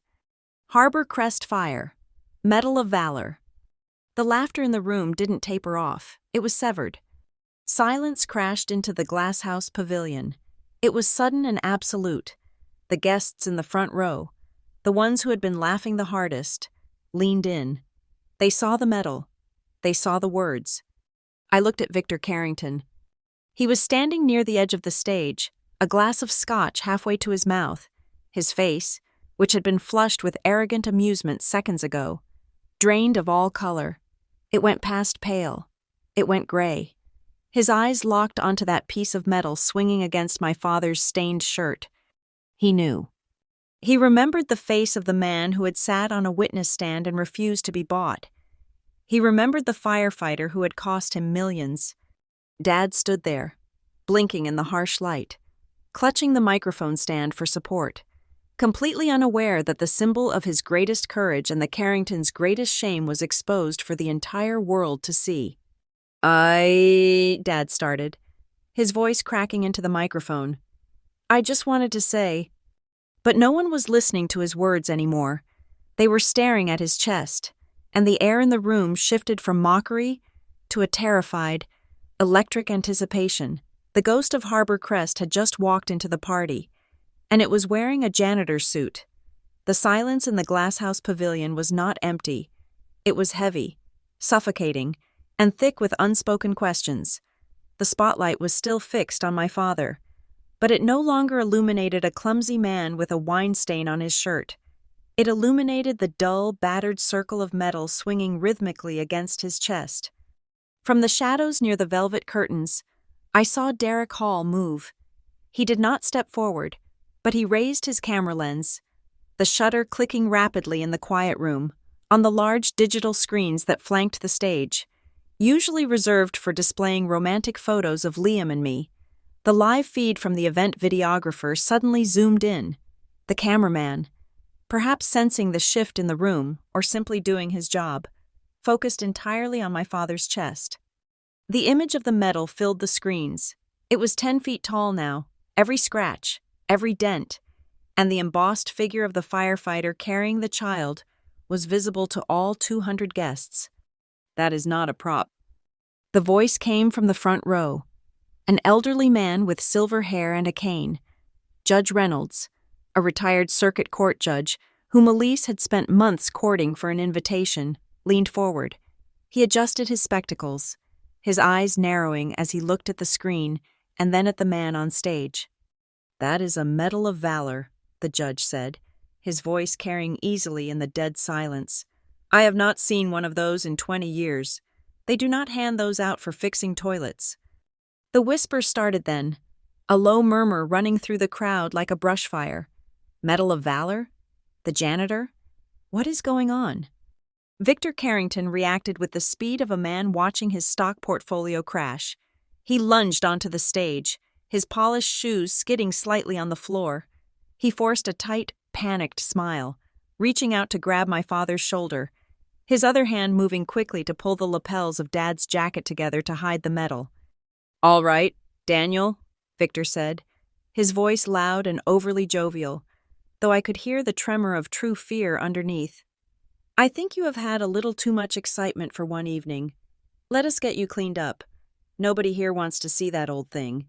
It is not polite to air dirty laundry, is it?"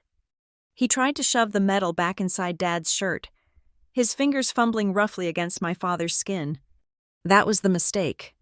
Dad did not step back, for the first time all night, for the first time in the 2 years I had known him to be around the Carringtons. Daniel Pierce did not shrink. He caught Victor's wrist. He didn't squeeze it. He didn't twist it. He just stopped it. He held Victor's hand away from his chest with the immovable strength of a man who used to break down doors for a living. "Do not touch me," Dad said. It wasn't a shout. It was a low, guttural warning that rumbled through the microphone and sent a chill down everyone's spine. Victor froze, his eyes wide. The crowd gasped. The dynamic had flipped in a single second. The servant was holding the master. I saw my opening. The door was open, and I was going to drive a truck through it. I walked onto the stage. My heels clicked sharply on the wood. I did not look at Liam. I did not look at Elise. I walked straight to the microphone stand, gently moved Victor aside. He was so shocked he let me, and stood next to my father. I reached out and took his hand. It was cold and shaking, but when he felt my grip, he squeezed back. "Dad," I said into the microphone. My voice shook, but I let it. I wanted them to hear the emotion. "Elise and Bryce seem to think your life is a joke. They think you are defined by the mop you carry. But that medal says something else." I looked out at the sea of faces, the faces that had been laughing at him 60 seconds ago. "Tell them, Dad," I commanded softly. "Tell them what that medal is. Tell them how you got it." Dad looked at me, terror warring with pride in his eyes.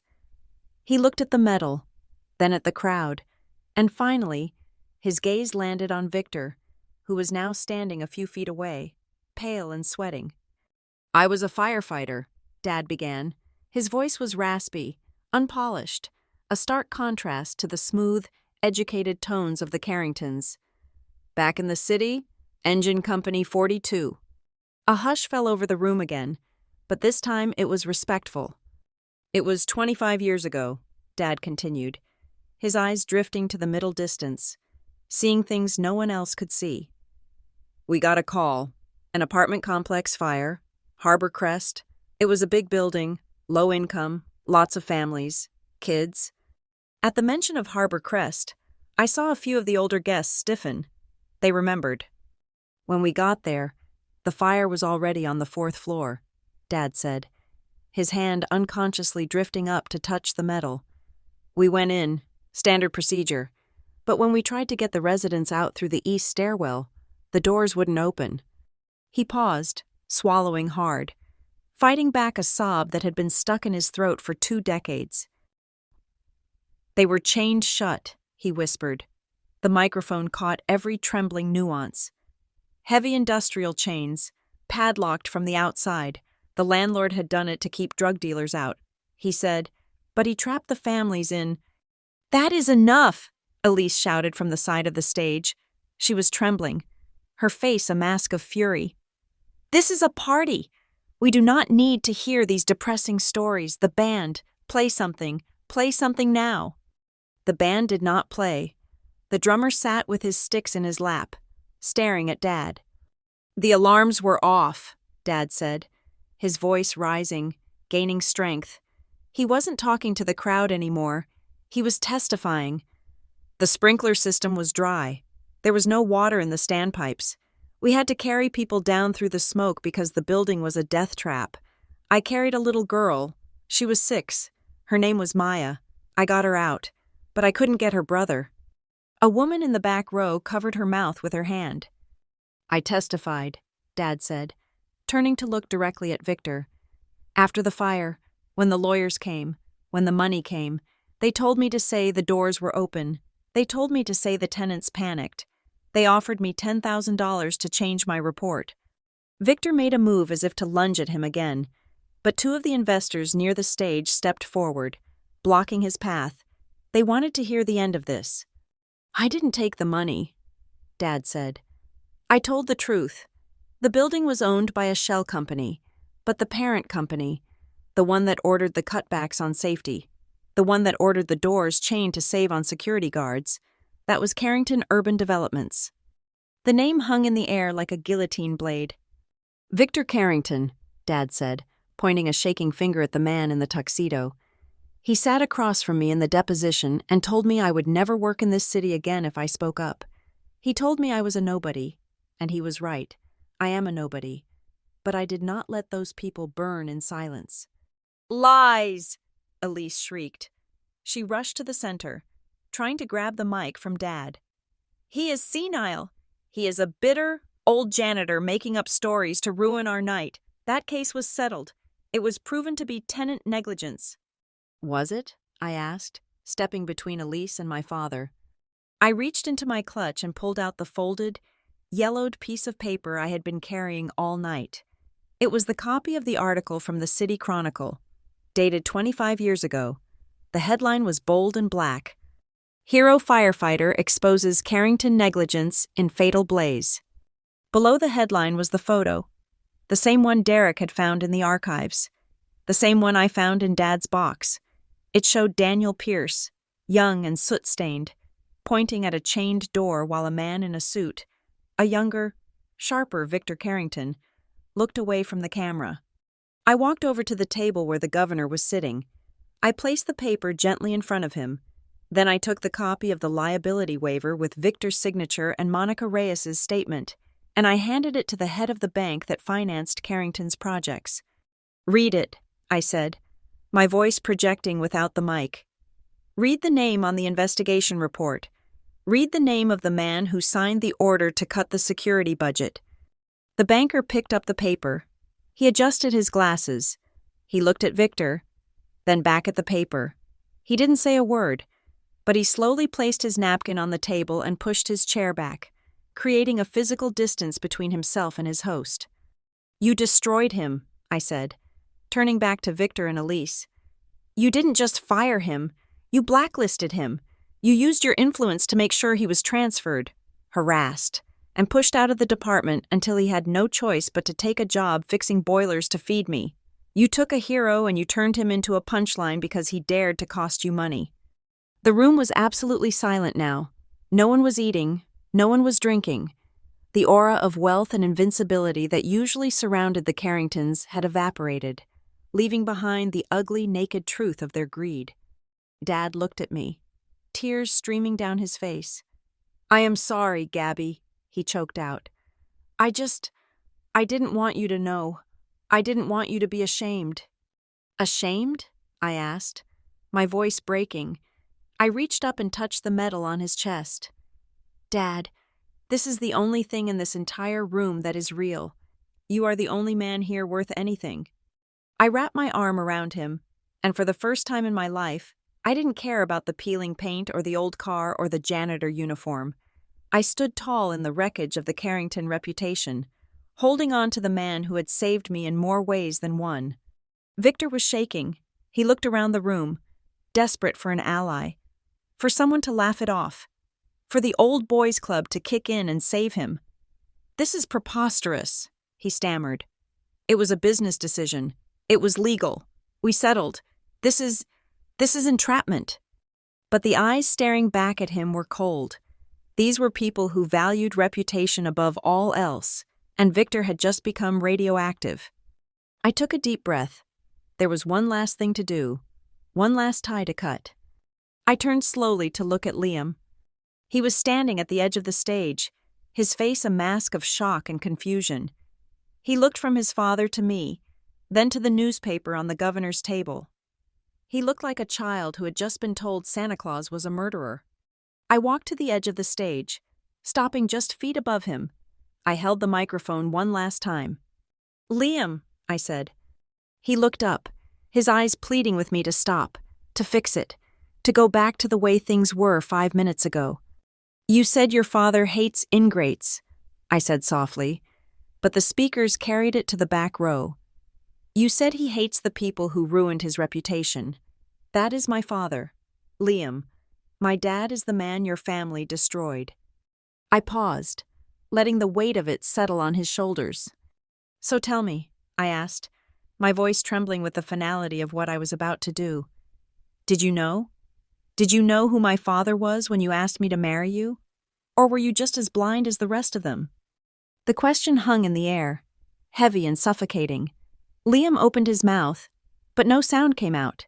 He looked at Victor, then at me, paralyzed by the sudden, violent collision of his two worlds, and in his silence, the answer, or the lack of one, was deafening.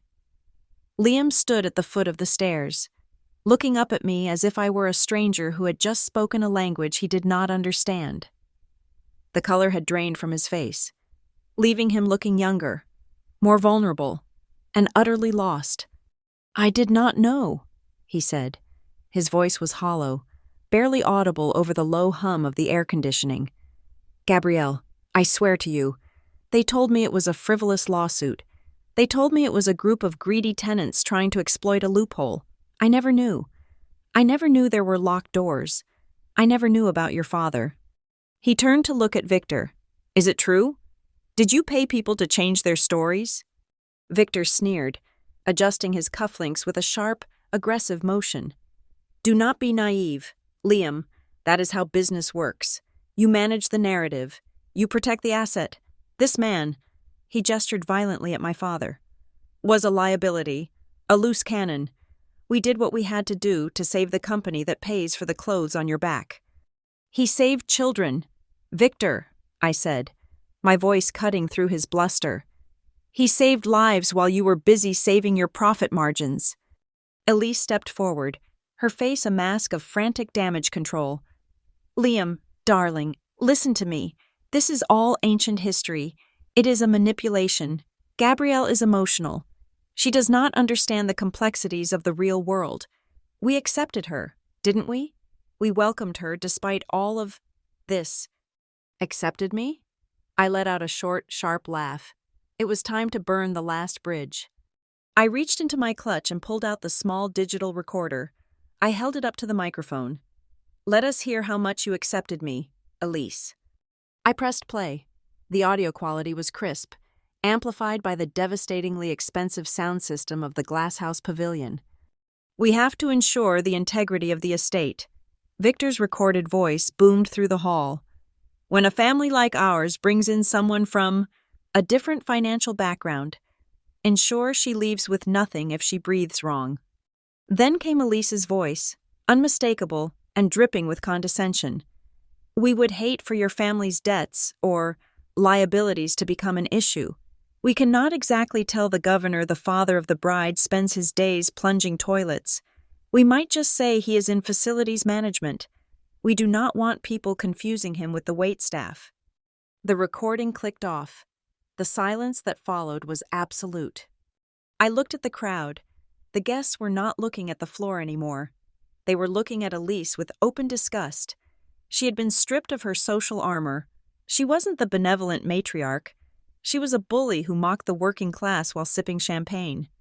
"You never accepted us," I said, staring directly into Elise's wide, terrified eyes. "You tolerated us. You thought you were buying me. You thought if you put enough diamonds on me, I would forget where I came from. You thought I would be grateful just to be allowed in the room." From the shadows, Derek Hall stepped into the light.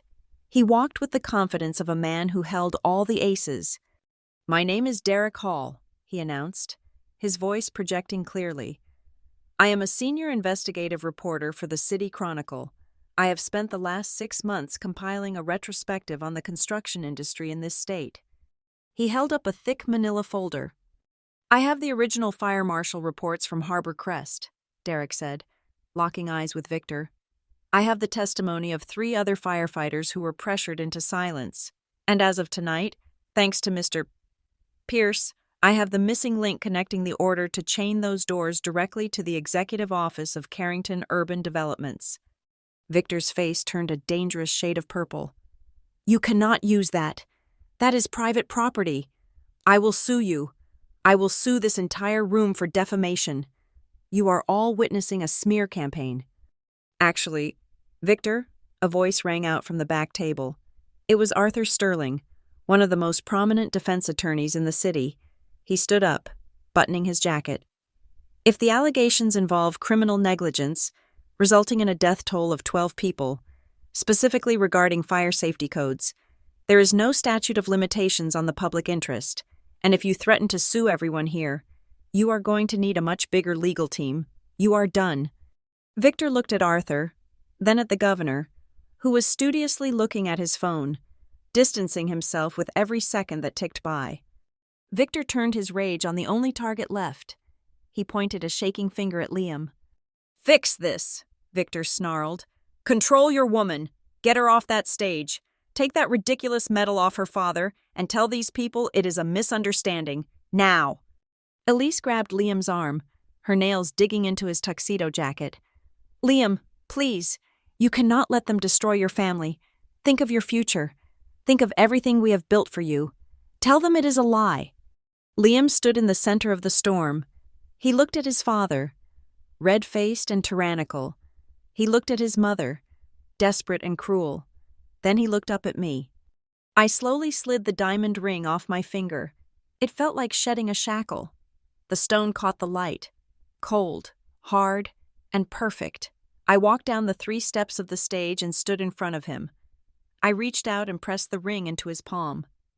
He curled his fingers around it automatically. I am not destroying your family.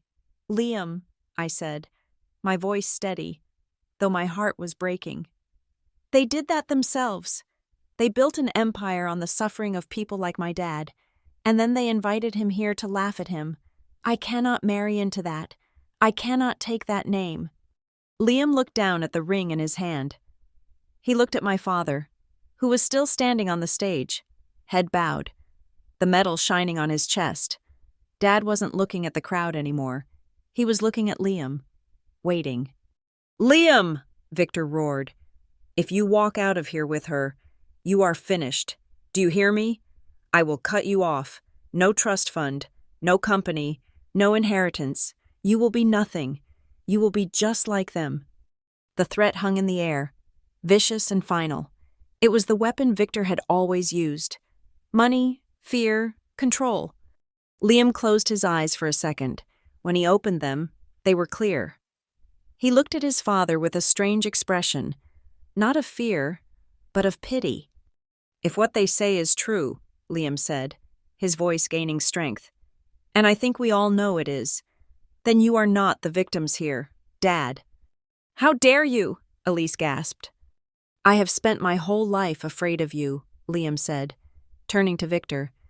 Afraid of disappointing you, afraid of losing the money, but tonight I watched you mock a man who ran into a burning building while you signed checks to cover up the ashes. He took a step back, moving toward me.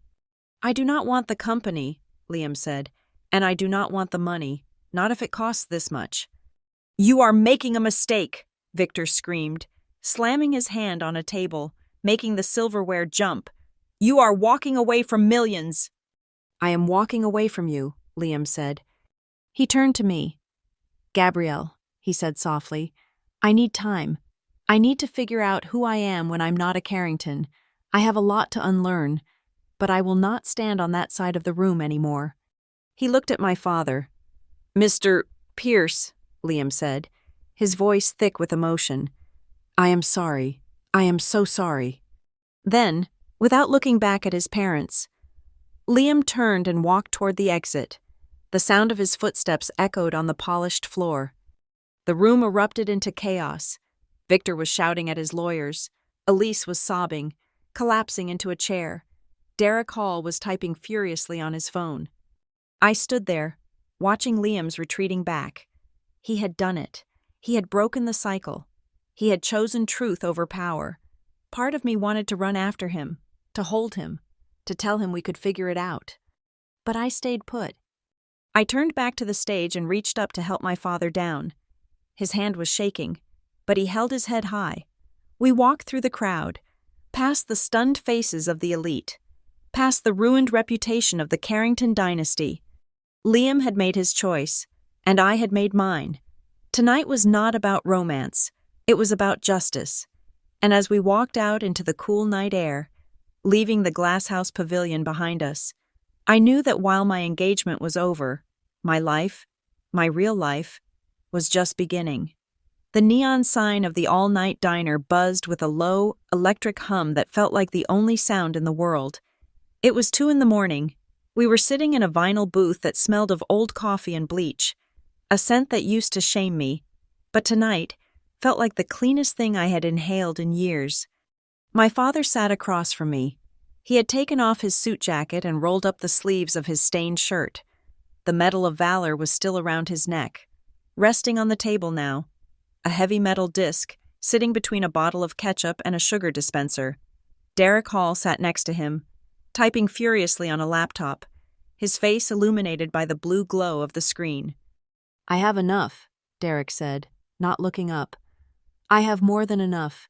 The recording of Elise, the photos of the waiver, Monica's testimony, and tonight was the nail in the coffin. They did not just deny the past. Daniel, they mocked it. On camera." Derek stopped typing and looked at my dad. "But I need to know if you are ready for this. Once I publish this, it is going to get loud. The Carringtons will fight back. They will try to dig up dirt. They will try to paint you as disgruntled. Are you ready to be the face of this?" Dad looked down at his coffee cup. His hands were steady now. The trembling had stopped the moment we walked out of the glasshouse pavilion. He looked at the medal, running his thumb over the raised figure of the firefighter. "I have spent 20 years keeping my head down," Dad said quietly. "I thought if I stayed invisible, they couldn't hurt us anymore. I thought silence was safety." He looked up at me. His eyes were tired, but they were clear. "But watching them laugh at you tonight, Gabby, watching them treat us like we were dirt on their shoes, I realized something. They were not laughing because we are poor. They were laughing because they thought they owned the truth. They thought they could buy history." He took a deep breath and nodded at Derek. "Print it. Use my name. Use my picture. I am done hiding." I sat at my kitchen table the morning after the party. The sun was streaming in, bright and indifferent to the wreckage of my engagement. I opened my laptop and stared at the blinking cursor. I had loved Liam. I knew that, but I also knew that love cannot survive in a soil poisoned by contempt. I did not call him. I did not want to hear his voice waver. I wrote an email. "Liam, thank you for what you did on the stage last night. It took courage to walk away from them. But courage in a crisis is not the same as understanding in a life. I cannot marry you hoping that one day your family will change, or that you will fully unlearn the things they taught you. I cannot spend the rest of my life wondering if I am being accepted or just tolerated. You have your own path to walk now, and so do I. I hope you find who you are outside of that house, but you will have to find it without me. Gabrielle." I pressed send. It was unceremonious. It was quiet. It was final. His reply came 2 hours later. "You are right. I am sorry I didn't see it sooner. I am sorry I let them make you feel small. I resigned from the company this morning. I am moving out of the estate. I do not know what I'm going to do yet, but I know I cannot take their money anymore. Thank you for waking me up. Goodbye. Gabrielle." I closed the laptop and felt a tear slide down my cheek. It hurt. Of course it hurt. But it was the clean, sharp pain of setting a broken bone so it could finally heal straight. Then the storm hit. The City Chronicle ran the story on Sunday morning. The headline was simple and devastating. "The Price of Silence: How Carrington Urban Developments Buried the Heroes of Harbor Crest." It was not a tabloid splash. It was a forensic dismantling of their legacy. Derek Hall laid it all out. The cut corners, the chained doors, the bribes, the intimidation of witnesses. But the centerpiece of the story wasn't the corruption. It was the video, the clip of Elise Carrington mocking a Medal of Valor winner, followed by Daniel Pierce's quiet, dignified revelation of the truth. It went viral within hours. The internet, usually a place of division, found a common enemy in the arrogance of the Carrington family. The hashtag Janitor Hero began to trend, not as a mockery, but as a badge of honor. The fallout was not immediate prison sentences. The rich rarely go to jail for things that happened 2 decades ago, but it was financial, and it was brutal. 3 major investors pulled out of the Carringtons' new downtown project on Monday, citing reputational risk. The bank announced they were reviewing the terms of their loans. The stock price of the parent company plummeted 20% in a single day. Victor Carrington was forced to step down as CEO by a board of directors terrified of the bad press. They lost millions, but more importantly, they lost their shield. They could no longer walk into a room and demand respect. They walked into rooms and saw people whispering behind their hands, not about their wealth, but about their shame. 2 weeks later, I stood in the back of the community center hall. It was a modest building with linoleum floors and fluorescent lights, the kind of place Elise Carrington would never set foot in. But tonight, it was packed. The Firefighters Association had organized a memorial service for the victims of Harbor Crest, finally acknowledging the tragedy properly after the renewed public interest. And now, the fire chief spoke into the microphone, I would like to invite a man who has reminded us all what the badge truly stands for, Daniel Pierce. The applause was not polite. It was not the golf clap of the country club. It was a roar. It sounded like thunder. People stood up. Firefighters in dress blues, survivors of the fire, neighbors from Riverside Heights. They all stood up. Dad walked onto the stage. He was wearing a new suit, one I had bought him, but this time, he wore it with shoulders back and head high. He adjusted the microphone. He did not stutter. He did not look at his shoes. I am not a public speaker, Dad said, his voice steady. I am just a guy who did his job. But for a long time, I let people tell me that my job didn't matter. I let people tell me that because I fix pipes and sweep floors. I have no voice. He looked out at the crowd, and then he found me standing in the back. But dignity is not about what is in your bank account, he said. It is about what you do when the doors are locked and the smoke is rising. You do not ask how much it pays. You just break the door down. I watched him through a blur of tears. This was it. This was the revenge. It wasn't seeing Victor lose his job, though that was satisfying. It wasn't seeing Elise humiliated on the internet. It was this. It was seeing my father standing in the light, claiming his own worth. The story ends where it began, in Riverside Heights. It was a Saturday morning, a month after the party. The air was crisp, smelling of impending autumn. Dad was on a ladder, painting the trim of the front porch. I was down below, mixing a can of white primer.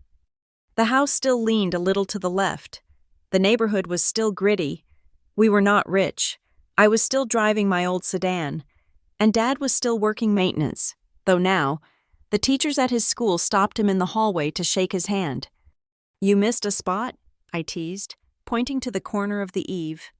Dad laughed, wiping a smudge of paint from his forehead. Listen, I am a hero, not a painter.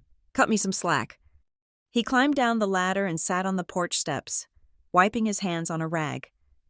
I sat down next to him. He looked at the house, then at me.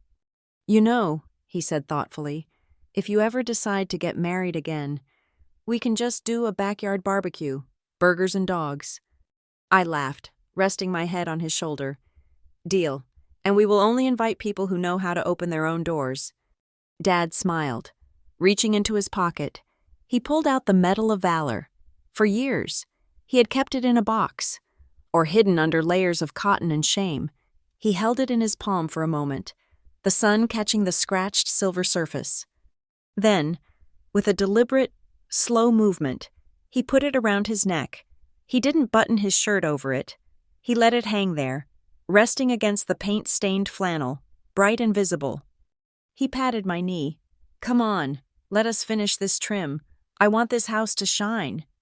I watched him climb back up the ladder, the metal swinging freely against his back. I picked up my brush. feeling a sense of peace I had never known in the penthouse apartments or the five-star restaurants. I realized then that revenge is not always about destroying your enemy. Sometimes, the most powerful revenge is simply refusing to be who they want you to be. They wanted us to be small. They wanted us to be ashamed. They wanted us to be silent. Instead, we were loud, we were proud, and we were free. I turned to look at you, the listener, one last time. If someone's family has ever mocked your past, remember this. Sometimes, simply dragging the truth into the light is enough to swap the roles of victim and villain. You do not have to destroy them. You just have to stop giving them the power to define you. Thank you so much for listening to this story. I would love to know where you are tuning in from today. Are you listening while driving, cooking, or maybe relaxing at home? Please let me know in the comments below so we can share our thoughts together. And if you enjoyed Gabrielle and Daniel's journey, please subscribe to the Lila Revenge Stories channel, like this video, and hit the hype button to help this story reach even more people. Your support means the world to us.